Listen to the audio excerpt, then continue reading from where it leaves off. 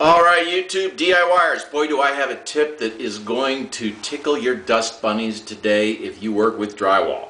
Ha! I stumbled onto this. I had an idea about it a couple of days ago, ordered some stuff off Amazon, and it is, so far has turned out to work pretty well. But we're doing work on drywall. Nail pops. I got nail pops in this corner room everywhere. All the nail pops have been dug out of the drywall. We put drywall screws in. They've all been patched with 20-minute mud. This right here used to be an intercom, an old 70s intercom. That's been patched. We got to clean it up a little bit. That was a hole cut so we could run the switch wire up there to take care of the recessed lights. So we're doing all the other work. But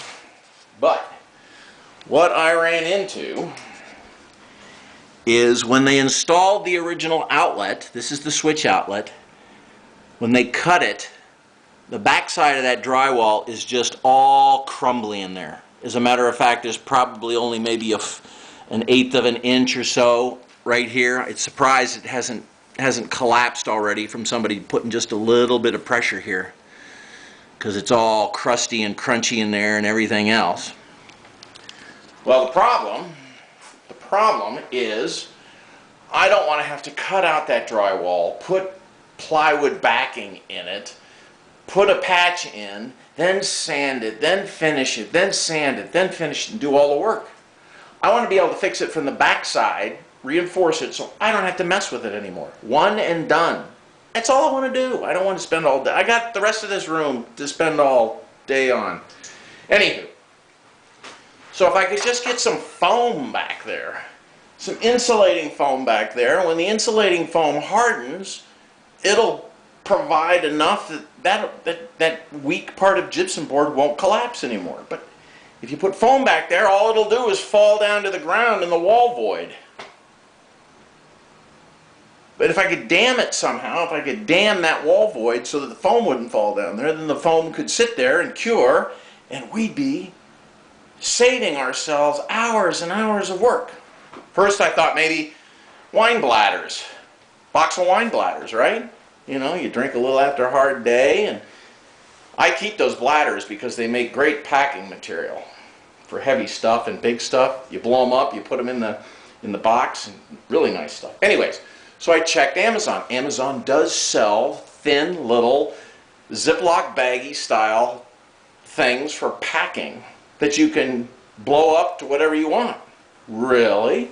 So I ordered a bag, like 25, 50 bags for 20 bucks or something like that. Check this out. Here's the way the bags come. So one-way valve right here. So you put a little air compressor, or they sell this. It comes with this thing too, but this is cheap as all get out. I use the air compressor and a little nozzle. But you put them in here, and you can blow the bag up exactly how big you need it. And then I thought, well, if I put some aquarium tubing in here, maybe I can roll it up when it's flat with the aquarium tubing, stick it in the wall, blow it up, and that will dam the wall cavity and keep the insulating foam from falling down to the floor. Unbelievable, right? So let's go back and look at the wall again. Here's our aquarium tubing. I can't even pull it out.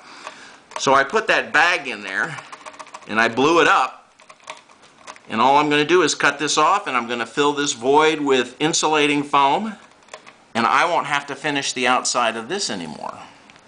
Now, I also thought of another way to use this stuff. You can do the same thing, damming underneath a box.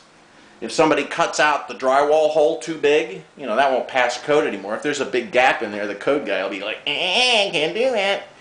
So rather than cutting it out and filling it in with mud and everything else like that, install one of these little baggies down there and just foam it.